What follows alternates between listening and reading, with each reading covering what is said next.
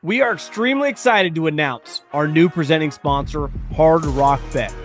Everyone knows and loves their hotels and casinos, but now you can use the top-rated Hard Rock Bet sportsbook to place all your NFL bets this season.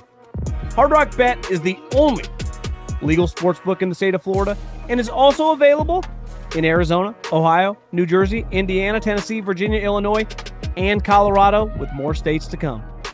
You can also play on Hard Rock Bet's online casino if you are in New Jersey.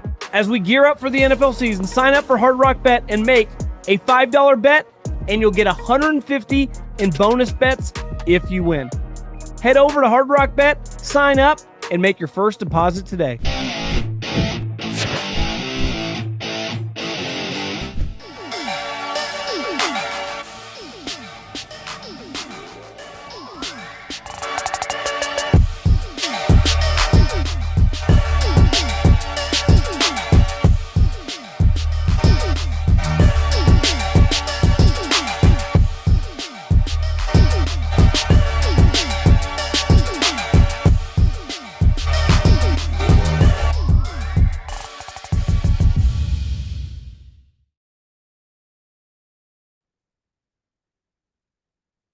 What is going on, everybody? How are we doing? What a night, a doubleheader. The Chicago Bears get revenge for last year in the Hail Mary and win a game. And one of the most polarizing, much maligned kicker, former third-round pick, Jake Moody, as a couple of my buddies in the NFL just text me, that was a pretty cool moment. Feel happy for the guy. Jake Moody gets a big field goal. Caleb Williams says he just met the guy, didn't even know that much about him. Said when he saw he kicked a 65-yarder in practice, he believed. And set a Bears record for most field goals in his first outing. Had a bad miss. Wasn't a miss. I guess it was a block, but it was like a thin 4-iron. But the Bears go into Washington, and they have a winning record. So we'll dive into that game. And then the other game that happened, the Buffalo Bills are currently not in first place in the AFC East. That'd be the New England Patriots because they just lost. And when I say lost, I kind of think they got worked. The Atlanta Falcons, who, you know, your boy can be viewed as an Atlanta Falcon hater, I thought kicked the crap out of the Bills. I mean, the first half, it could have been 28-7 at halftime. It should have been. And props to Atlanta. They dominated that game. I guess it would have been 28-14, 28. Yeah, it would have been 28-7. But, man, we will dive into the Monday night doubleheader. We had a head coach got fired. Brian Callahan, the head coach of the Tennessee Titans, was fired today.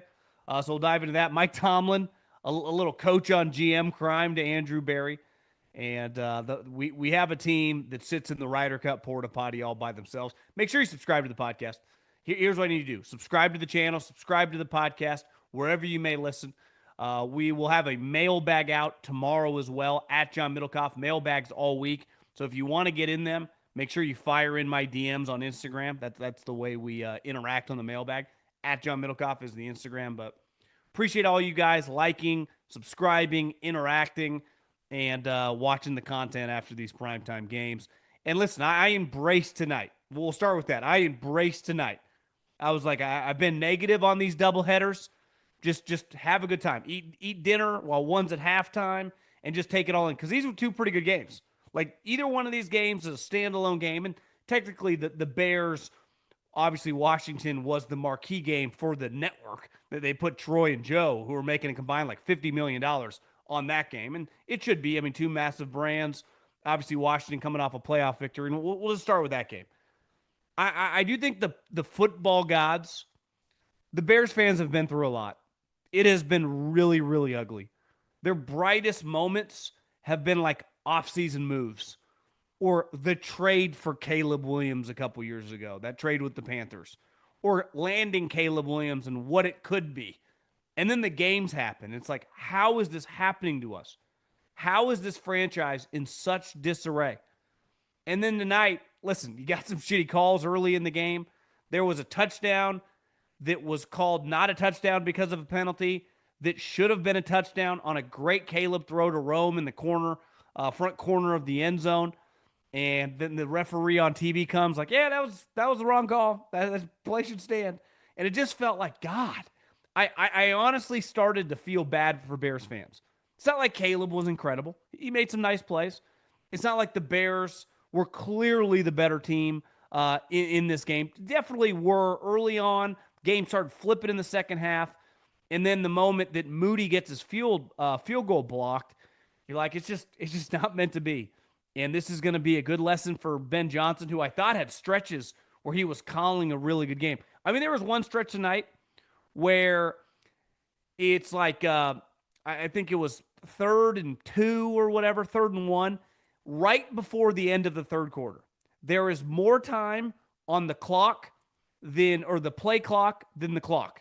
So they could have just ran it down to double zeros and gone to the fourth quarter. I've never asked a coach about this, but I would say it's a universal practice in football where you just run it down to double zeros. You essentially get a free timeout. You go to the sideline, especially on a 3rd and short. You meet as a team. You kind of talk some stuff out. They snap the ball before. Caleb drops the snap. It's a bad snap. I didn't see the replay. He just gets engulfed. And then Moody missed the field goal. That's when I thought, this franchise legitimately might be snake bitten. I mean, you're playing the team that had this legendary Hail Mary. I'm like, it's just not meant to be. And then the Jayden Daniels handoff happened, and they got the ball. I'll be honest, I almost fell out of my chair. That was, I'm writing down because I thought the game was over. I thought they were going to be able to essentially run the clock out, and the Bears were just going to lose this, I don't want to say devastating game, but it was like a game that they got to be feeling we should have won. I think they would say we outplayed them in the first half. We were playing well in the second half. We were having drives, and we're going to lose this game on the road. We played a good game. Our coaching staff did well. That was, I thought Ben Johnson had stretches where he was excellent tonight. The ebb and flow of his play calling, getting to the ball to his guys on the perimeter. Clearly, they saw a deficiency on the Washington Commanders' perimeter defense, whether it was outside runs, quick screens, and just being able to take advantage of them on the edges. DeAndre Swift, I don't know if he was the best player on the field, but he was near the top. You could make an argument he was. He was fantastic. He looked like he was playing at a different speed. And the moment they dropped that ball, and then they were able to basically run the clock down to Jake Moody, which, listen, if the game would have gone the other way and Jayden wouldn't have fumbled it, one of my takes was going to be, I understand. I've been in these front offices where you have these lists of kickers.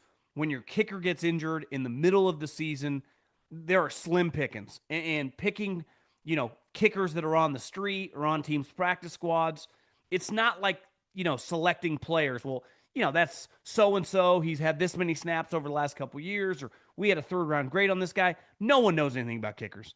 Not your GM, not your head coach, who is typically an offensive or defensive guy, not like a kicker specialist. It's a complete crapshoot. Now, this kid, what made this story so, I would say, disappointing is the 49ers used a 3rd-round pick on the guy. But in fairness to them, Jim Harbaugh said death, taxes, and Moody. The guy played at one of the best programs in the country and dominated. And then he was just a disaster. And once he had that field goal blocked after having a really good game, I mean, early on, he is just drilling long field goals. Little butter cut, little butter draw right down the pipe.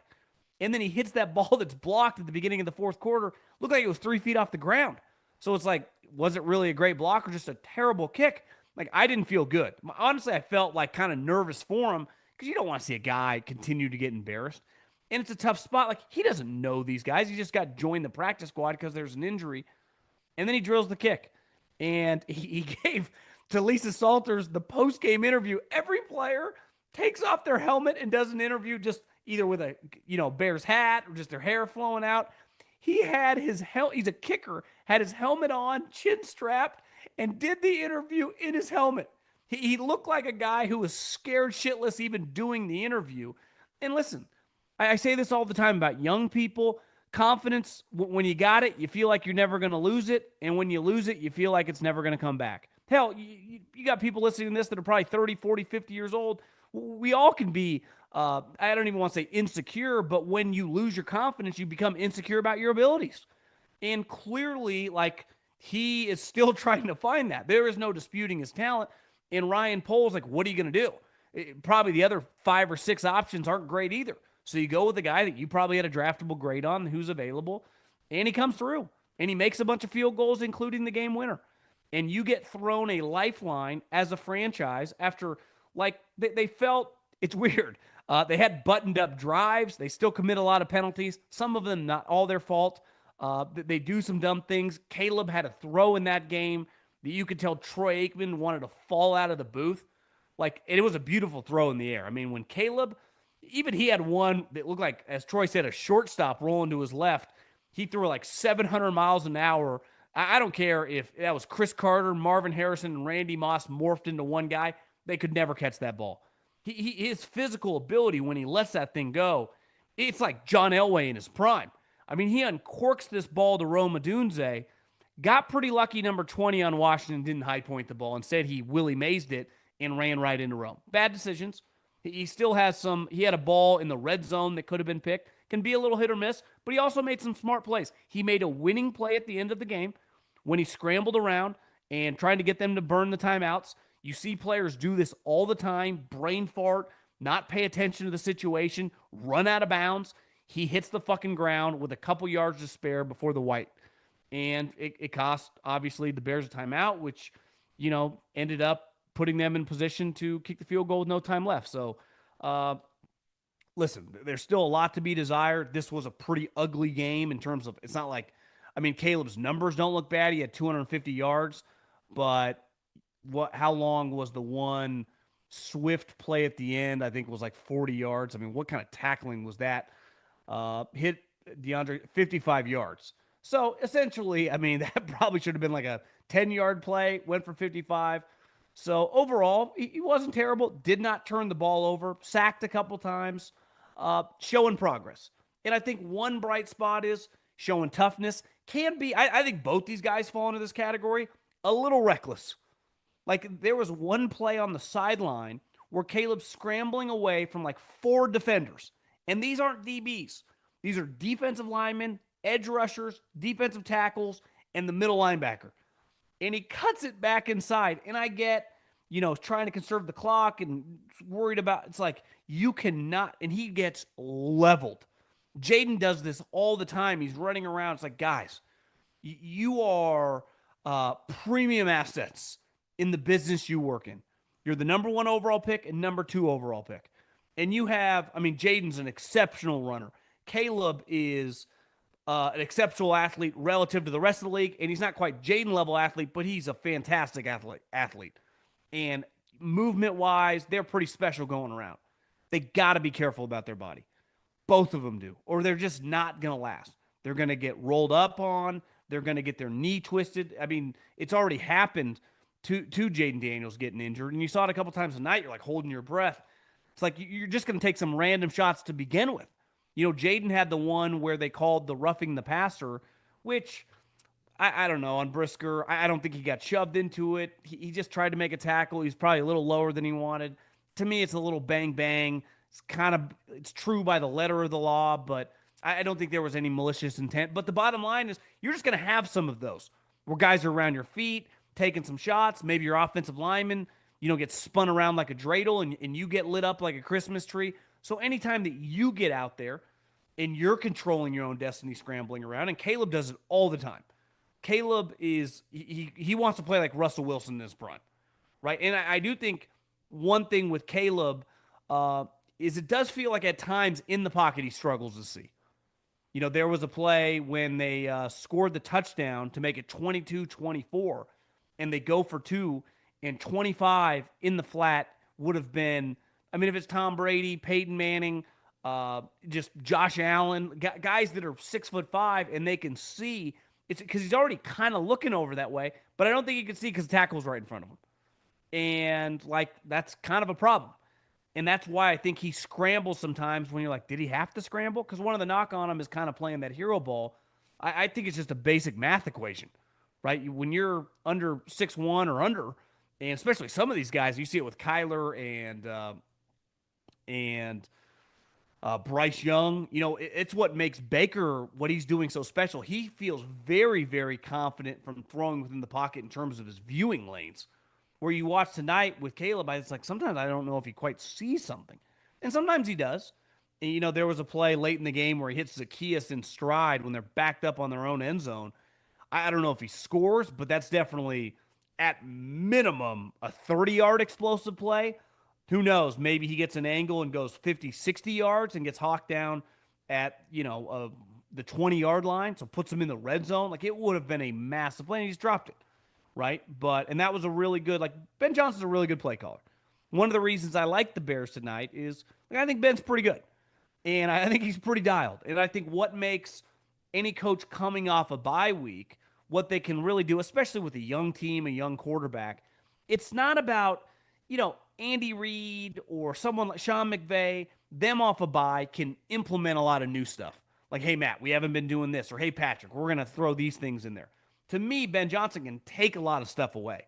We've been wasting our time with this. Why are we doing this? Let's keep things simple, right? And tonight, that's what I thought they did. Get the ball to Swift on the edges. He's an explosive runner. That's what I would do.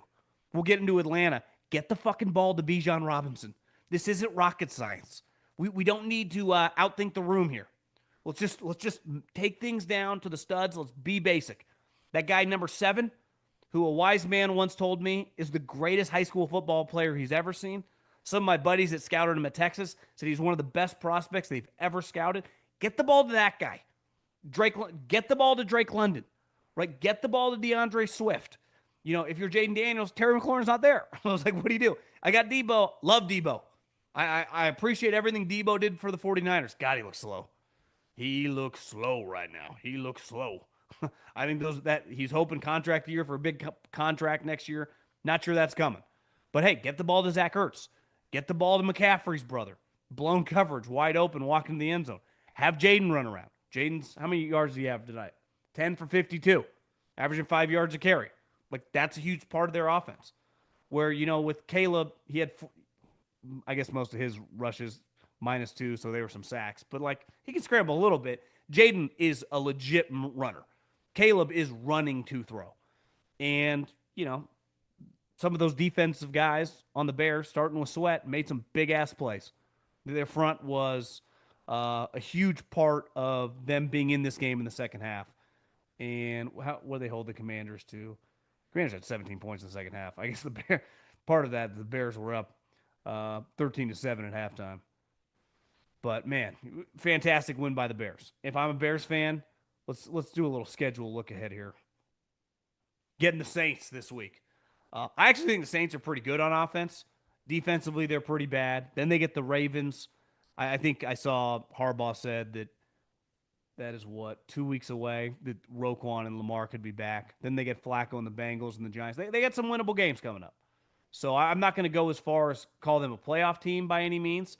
But you get 3-2, all of a sudden you can be like 5-4, which is a dramatic difference from what we saw last year. Like, the one thing I thought tonight is they're well coached. And that's why, if you're an organization, you give $13 million to Ben Johnson. And Dennis Allen's a good defensive coordinator. Tonight, against a really good coaching staff, Dan Quinn, Cliff Kingsbury, I think if you polled the NFL, they would go, the Washington Commanders are really well coached.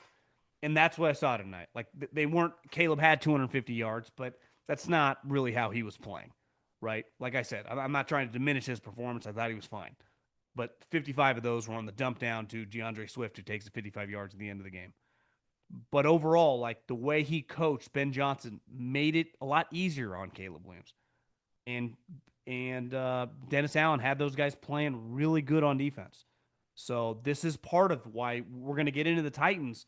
I don't know if this is true or not, but I read they were paying Brian Callahan $3 million a year. If that is true, that's embarrassing. Not because $3 million isn't a lot of money. He's a 1% of a 1%er as a W-2 employee making that level of money. But relative to his profession, I mean, are there 15-plus guys making over $10 million a year? Hell, half the top 25 is making $8 to $10 million. So Ben Johnson's a highly paid guy for a reason. He's really good as an offensive coordinator. and I thought he did a really good job tonight. So, and Caleb just played within himself. Got a little lucky. They dropped a couple picks, but I have nothing negative to say. And listen, Washington, they're 3-3. You know who had a great night tonight? You know who had a fantastic night tonight? Nick Sirianni, Howie Roseman, the Philadelphia Eagles. Because all of a sudden you're like, Washington's going to win. They'll be 4-2. It's like the same record. We're just kind of right there. All of a sudden you lose this game. Like that's a lot of people thought that they were a little, playing with magic last year. I mean, hell, look at the way that they won this game last year. On Stevenson, looking at the crowd, he got smoked tonight on a double move. That was a nasty double move. It was the wide receiver didn't even really break stride either. He kind of gave like a AI shimmy shake crossover, crossed him, and Stevenson is just like this, and he just beelines it right by him. It was a good call. But I think Washington, listen, you get McLaurin back. Defensively, they just look They just kind of look meh. Offensively, they got a lot of weapons. Debo clearly is not great, but Ertz is still a good player. I didn't know this much about this Krosky Merritt, who I guess like transfer guy from an HBCU, was at Arizona last year, ineligible. I text a couple buddies. I'm like, what's this guy's deal? Like, honestly, I didn't know much about him until the All-Star circuit. And then we started deep diving in. I kind of liked him. I had a 5th-round grade on him. I talked to a bunch of people that had draftable grades on this guy. He ended up going in the 7th round. He didn't play football last year, really. So that's why they got rid of Brian Robinson. They really like him. So as Jayden gets healthy, he's a running threat. You got good running backs. You have McLaurin, Ertz, McCaffrey, this Lane kid, and Debo running some gadget plays. So I think Washington's offense is going to be fine. Defensively, it's going to be tough. Now, they're in a division against the Cowboys. Obviously, would be tough. Their offense looks awesome. The Giants, Malik Neighbors gone. It's just Dart scrambling around and Scattaboo. They actually play the Cowboys this upcoming week in Dallas. It's a pretty big game. That's a pretty big game. And they're going to need, is that this week? Yeah, that's this weekend. So that's 6. Yeah. They're going to need their defense to be a lot better because Dallas's offense and Dak Prescott look fantastic. It gets a little real here for Washington. At Dallas, at Kansas City. Like, you better fucking dial in this week, or all of a sudden you lose to the Cowboys, then you're staring down at the Chiefs. Then you play the Seahawks, the Lions. Still got the Broncos, at the Vikings, at the Giants, and you play the Eagles, Cowboys, Eagles. So this was a big loss tonight. That moment with Jayden handing him the ball, that was a big moment. They had their chances in the second half. Dropped a pick from Caleb in the end zone. I'm not saying, but like this could be an 8-win team if they're not careful. This could be an 8-win team if they're not careful. So massive win for Chicago. Pretty fun night. The other game. What a win by Atlanta. What a crazy game. You turn on football at 4 o'clock in the afternoon Pacific Standard Time. The first play of the game, Bijan Robinson fumbles it like 20 feet away from him. The Bills land on it. I'm like, that's insane. All of a sudden, there's a flag, and someone, Rousseau, was offsides. So it's like they fumble the ball on the first play of the game. The Bills get the ball back. First thing you're thinking is like, Josh Allen's going to score immediately. They're going to be up 7-0. That's pretty deflating. On the road, place is rocking. Everyone's doing the dirty bird. Flag comes back. Atlanta drives right down the field and scores. Bijan Robinson, it's not even a question, was the best player in this doubleheader tonight. He was dominant. And there's a lot of different angles here. We can get into Josh Allen and the Atlanta defense, but Bijan Robinson was a man amongst boys tonight. That was a clinic by the former top 10 pick. I'm trying to pull up the box score here. He had the 80-yard run, which, listen, the one attribute you don't need as a running back to be a great player in the NFL is high-end speed. It is not like you need great vision, you need great feet, you need great contact balance. In modern football, you need to be a great pass catcher out of the backfield. You saw DeAndre Swift. That is a skill that every team, there's no longer like your first and second down back and then your third down back. Not that long ago, when I first got in the league, they were considered that. Obviously, there were guys that were 3-down options, like a Shady McCoy or a Frank Gore. But like Adrian Peterson didn't really catch the ball. Wasn't really his thing. So you get Bijan Robinson. You never need to pull him off the field because he can literally do it all. And then if he does get a crease, see ya, as the announcers say, pay dirt.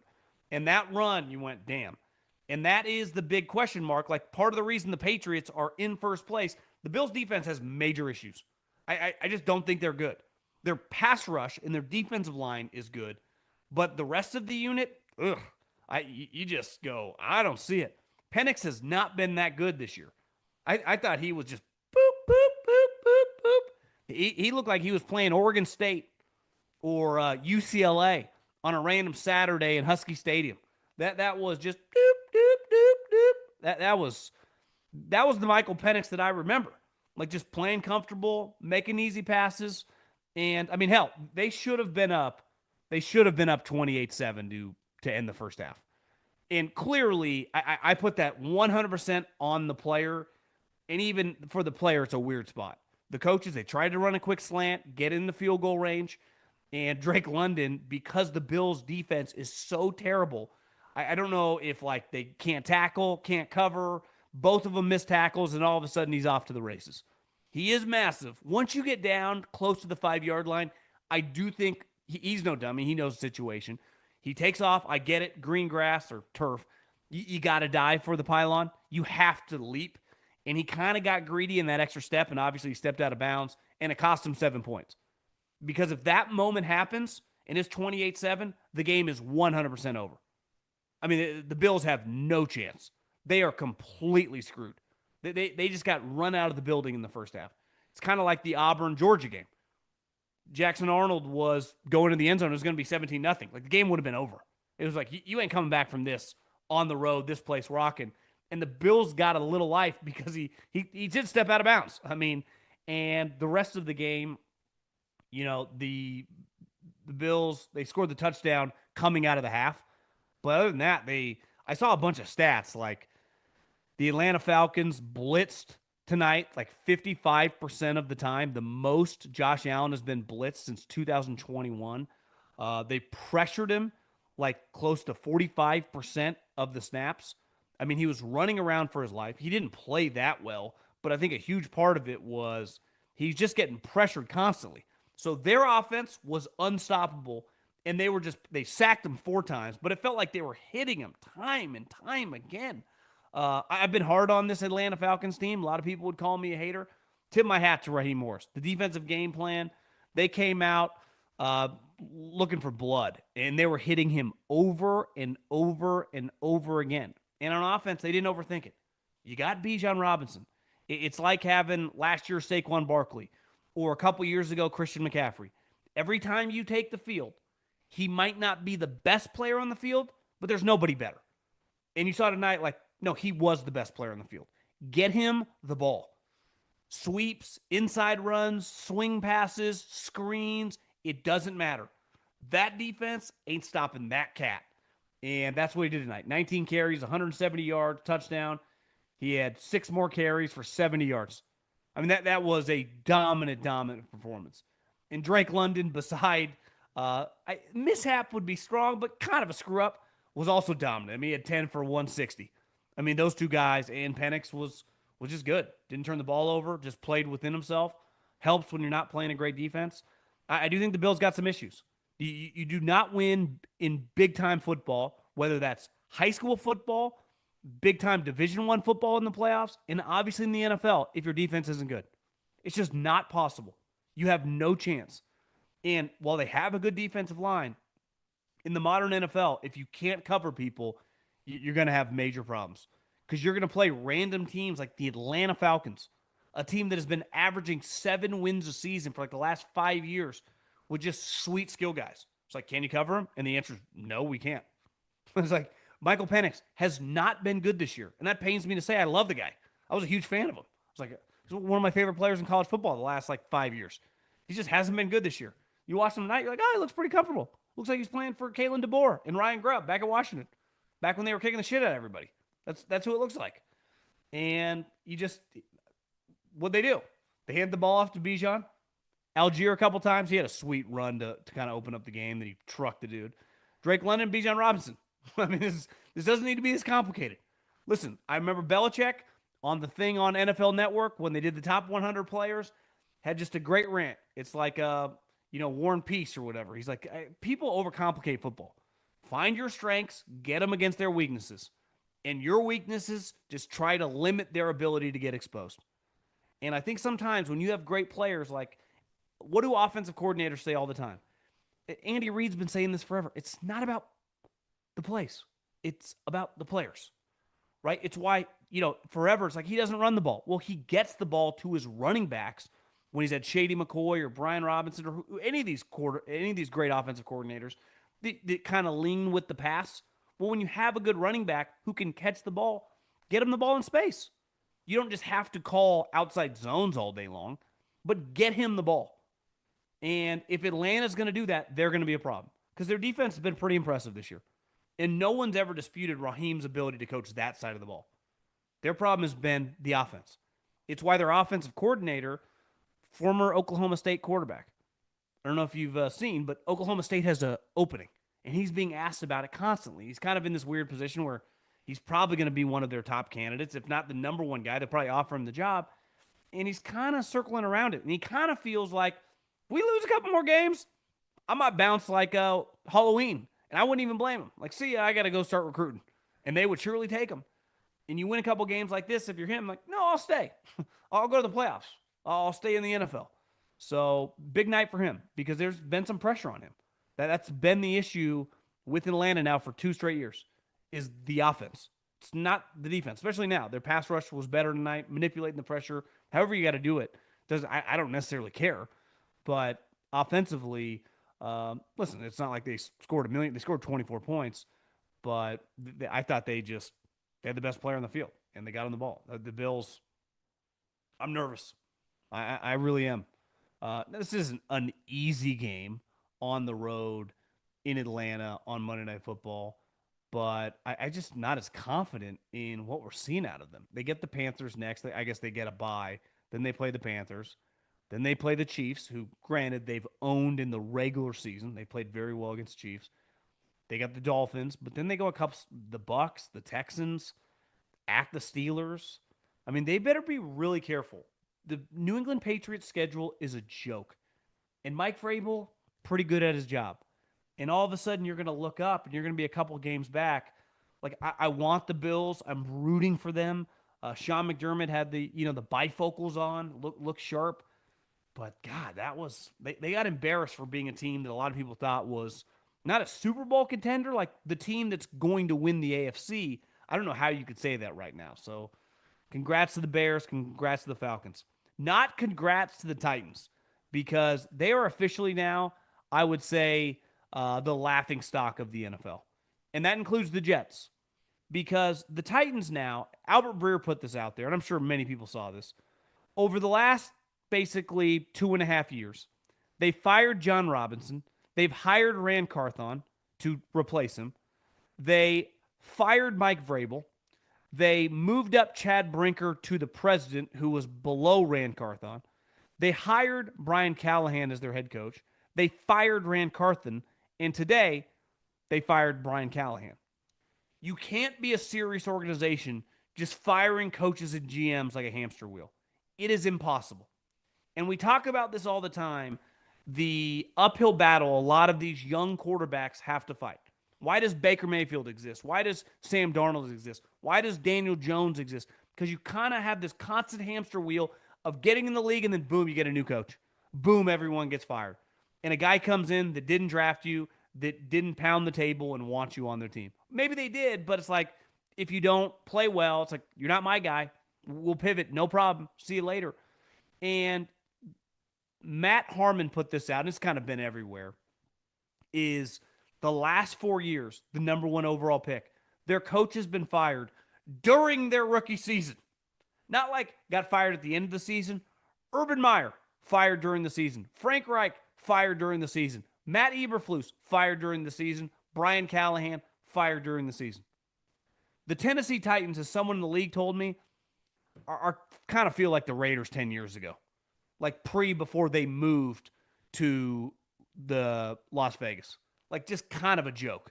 A rudderless operation with a hand-me-down. And listen, I'm not a huge believer in the inheritance tax. And all the money in my bank is money I've made. So it's not like anyone's handed me anything. But you make your own money, you buy an NFL team, you do whatever you do, you pay taxes on all that shit. So whatever you choose to do with it when you die, you want to give it all away, you want to give it to your kids, you can do whatever the hell you want with it. That's what I believe. I don't believe the government should get to tax it again for the seventh time. But this Amy Starstruck, whatever the hell her name is, that owns the Titans, would be a good argument for like, we need a stronger inheritance tax. Because if I'm a Titans fan, she is a joke. She is the common denominator now, right? And let's face it, firing Mike Vrabel because he was too mean to people in the building, because he wouldn't say hi to me when he walked down, like, give me a break. This is football. People are angry. You know why? They don't sleep. Well, he makes a lot of money. Still really miserable and grouchy. Bill Belichick won 6 Super Bowls, barely smiled for 20 fucking years. And I think sometimes these owners who never stop talking about collaboration, everyone be friends, it's like, that's not the way this sport works. It's not a lot of happy campers. Maybe everyone smiles and acts good when you win a game for about an hour, and maybe the players when they go out and have beers or hang out that night. But for the most part, Monday through Saturday is not the most upbeat environment. Never has been, probably never will be. That's not the way football goes. And you see today, like this offseason, they hire Mike Borgonzi from the Chiefs, who I don't know personally, but people I'm very close with swear by the guy, really like the guy. But when you take this job, I don't understand taking a quarterback, especially coming from Patrick Mahomes, who's had a consistent theme of Andy Reid and Brett Veach in his life with Travis around him, and just a consistent high-level organization of pillars as a support staff for the guy. And then he's become so good and so mature, it doesn't even matter. Like, at this point in time, Patrick Mahomes would thrive with, like, Zach Taylor. I mean, it doesn't matter. But early on in your career, just like when you're young in your career, wherever you're working, it helps to work with, I don't know, high-level people, or people that are just going to be around for a little bit if they're somewhat competent at their job. So if you didn't think this guy was competent, which clearly you had some questions because you fired him 6 games into the season, and listen, I'm not defending firing him. He's been atrocious. It looks like he's over his head. But one theme that is consistent is the Titans feel like a rudderless ship out there in the ocean just kind of floating around. And now Cam Ward is associated with it, and he looks awful. And who knows, maybe he's going to have a terrible rookie season. It's really hard to overcome dysfunction in these situations. And I love Nashville. I got married in Nashville. I aspire to have a piece of property there one day. I think it's one of the cooler areas in America, and I've been to just about all of them. And it's all you're going to hear about is like, people want to work in Nashville. Well, that's true, especially with jobs that in theory pay decent money, even though, like I said earlier, they weren't paying Brian Callahan that much. I don't feel great about that because this isn't public knowledge. Just saw it on Twitter, so who knows. But I would say Brian Callahan was one of the lowest paid coaches. But who are they going to get? Like, people are going to be lined up to come to an organization. It's like, okay, I have this GM, Mike Borgonzi, from Tennessee, but he also has this guy over him that came from Green Bay, and I have this owner who, let's face it, feels like a complete quack. You know, we talk a lot of crap about the Woody Johnsons and the Mike Browns. This might be one of the biggest laughingstocks in the league that just gets a free pass, partly because no one's like really ever heard her talk unless you're like a diehard Titans fan. It's kind of out of sight, out of mind, and the franchise is a small market franchise. I guess that used to be true. It feels like Nashville's growing, but you know what I mean. I just think this is what we discuss when these quarterbacks, like, is Cam Ward good? I don't know. I saw him last year with Miami that, you know, look at what Mario's doing this year. We could nitpick Mario's in-game coaching. Like, he knows how to run a program. Cam Ward was the number 1 pick in the draft. From a guy, instead of coming out last year in the draft because they told him, yeah, you're going like 3rd, 4th round. And he went to Miami with Mario Cristobal, became the number 1 overall pick in the draft. What's Miami doing this year with Carson Beck? Making him look like not the number 1 pick in the draft, but a draftable player. Last year, you would have asked me, I would have been like, I would never draft this guy. You watch Carson Beck now, you're like, okay, yeah, it's a real NFL player. We could argue what round he goes into, but where'd he go? A stable place that knows what they're doing. What happens to Cam Ward? Comes to the Titans. looks like he's sinking with the ship. So these organizations, man, it's just you get some of these kids that get handed from their parents. Uh, you know, feels like they're just like I'm actually pretty confident whenever Steven gets it from Jerry, the Cowboys are just going to be fine. Lamar Hunt gave it to Clark Hunt. They just feel like a real team.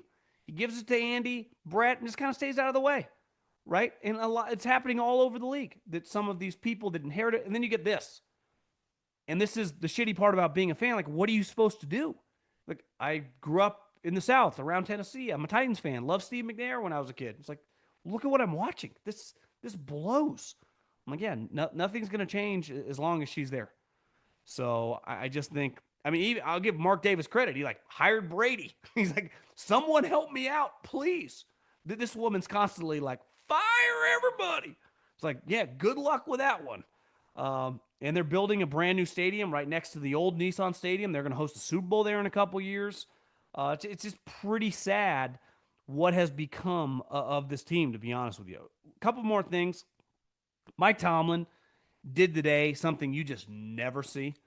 Just absolutely took a drive-by on Andrew Berry and the Cleveland Browns. And one thing that I hear a lot from people within the NFL is they think that Andrew Berry and Kevin Stefanski get a pretty big pass for a team that is an absolute train wreck. And my theory is pretty simple. Both of them are Ivy League guys. What is the media value? Academia, intelligence. And they view these guys as equals. If Dan Campbell or someone of that mold was the head coach of the Cleveland Browns and they were doing what Kevin Stefanski and Andrew Berry were doing, meaning losing year after year after year, they would be getting eviscerated locally/nationally. Now, I'm sure they're getting beat nationally or locally, but it feels like they get a gigantic pass nationally, right? And I do believe that a huge part of it is like, oh, there are intellectual equals. And Andrew Berry, this Harvard guy, now granted, he played at Harvard. Mike Tomlin couldn't believe that he was asked about it today, trading Joe Flacco to the Cincinnati Bengals. And I think part of it is the Pittsburgh Steelers, one, they never just tap out of a season. Let's face it, that's exactly what Cleveland's doing. They can't even imagine. And I watch a lot of college football. There aren't a lot of Peyton Mannings and Andrew Lucks coming up the pipeline this year in college. So there's no savior sitting there for the Cleveland Browns based on where we sit here in the middle of October. But Mike Tomlin can't even fathom just like naming a guy you're starting week one, and then within a couple weeks going with this third rounder that clearly gives you no shot, right? And obviously Mike Tomlin doesn't respect Shedeur that much as a player because he had the chance to draft him about 10 times, never did. So he goes, you just traded Joe Flacco, who Tomlin's had a front row seat on for a decade and a half, to the Cincinnati Bengals when he was good enough to be your starting quarterback 6 weeks ago. And then even when you benched him, you didn't make the other rookie. You still made him your backup quarterback. Because what? You got a 6th-round pick?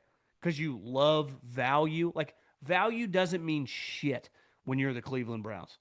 You can tell me, oh, they had another good draft class. I watched them, and I've watched them so many times over the last decade, 2 decades. They always look the same. Awful. And Andrew Berry and Stefanski, and listen, not everything in this organization is their fault. I do not put the Watson thing on them. And maybe I'm incorrect about that. Maybe I should. I don't have inside information on that. I blame the owner for that move because I can't fathom anyone wanted to trade that many picks for a guy with that much baggage off the field and then guarantee him 230 yards or $230 million, especially when he told you, I don't want to come here. So basically, I don't want to play for you. It's like, we'll make it so lucrative. That's why it almost had to be the owner. And I can't say, well, these 2 Ivy League guys, this guy, this baggage. And then all they draft are these people with huge red flags. I mean, the Chiefs, who are pretty liberal when it comes to draft picks, go, God, we didn't have this guy on the draft board. It's like, what? This is who they're fucking taking? So I just think Tomlin, and I think he speaks for a lot of the league. They think the Browns are a fucking joke. and they think they get a pass. They think they get a massive pass. And like I said, my theory, it has a lot to do with those 2 guys' degrees playing for Ivy League schools and the media just liking their intellectual background. Could be wrong, but that's the only thing I can figure out because everyone else, hell, even Mike McDaniel is a smart guy. Pretty sure he went to Yale. Everyone's been shitting on that guy for like 2 straight years. Yeah, I never hear anything about Stefanski or Bears. Like, oh, they're just good at their job. They are. They barely get first downs. Uh, Myles Garrett's begging to leave. It's like, this is your reprieve. Just trade him for like 3 first-round picks. Meanwhile, articles are coming out. He won't show up on time. It's like, here's $100 million. Like, what are you guys doing? So that's just props to Mike Tomlin. I'm rooting for Mike Tomlin. And this is no shade to Browns fans. I really appreciate your passion. But I hope Thursday night they curb stomp the Browns. And last but not least, we try to do this at the end of the week. People wanted me to bring this back, and we're going to call this the Ryder Cup Porta Potty segment because I've never, ever been in a worse Porta Potty than I went to at Bethpage at that Ryder Cup. It was afternoon, so it was about 3 o'clock, and they opened the gates at about 6 a.m. It was humid and hot. Never seen anything like it. And last year we called the Porta Potty Panthers. I think there's only one team in this category. And the Panthers just beat the Cowboys. And honestly, all season, beside a couple games, they've been pretty watchable. I've said about the Saints over and over, they're not that bad. Their defense isn't good, but their offense is good. They are a very watchable team. And the Browns, the Browns defense is good. The team is hard to watch. They don't score any points. They haven't scored over 17 points in forever. But their defense, they have a real unit. You're watching the New York Jets. It just doesn't get any worse. They are legitimately, I look at the other teams. The Titans, they just fired their coach. 2 weeks ago, they won a game. The Miami Dolphins actually aren't terrible. You could throw the Titans in there, but I got to see them with Mike McCoy, the new head coach. Maybe they're a little more feisty. I just think the Jets are by far the worst team, and they clearly have problems because the head coach is talking about Justin Fields taking steps back after some early strides. Like, Aaron, how did you guys give this guy $40 million? He's a great guy. I have a lot of respect for Justin Fields, the way he's handled the last couple of years. But just based on the economics of the league, isn't he like a 1-year, $4 million player? Like, who are we bidding against? What are we attempting to do? I just think the Jets, the Titans, to me, start with the owner, right? You could say the Jets are Woody Johnson, but I don't know. I've seen some of these personnel moves that just make me shake my head, going back to last year with Joe Douglas, with the Hassan Reddick situation and Robert Saleh and the way they've handled stuff, to then this year with Aaron Glenn, who looks like he's completely miserable. Colin brought it up on our podcast, but I woke up at 6:45, watched a little bit on my phone, kind of dozed back off, kind of came to, and I missed the end of the first half where Aaron Glenn went for it on a punt and got it and then ran out the clock. They didn't even try to get points. I don't get it. So sucks being a Jets fan because you have the longest running streak currently in North American sports about not making the playoffs. It feels like your team is completely hopeless. And again, I don't mean to be a Debbie Downer here, but you can't find many people in NFL circles, just diehard college football people that go there are a couple guys that I feel pretty confident about drafting number 1 or number 2 at quarterback. There are really good players at other positions. You get a sweet defensive lineman or something. But when you are really shitty, there is only one thing you want, and that's to draft a quarterback high. And as we sit here right now, doesn't feel great. So as of Long Island, New York City, feels right. The Porta Potty Jets.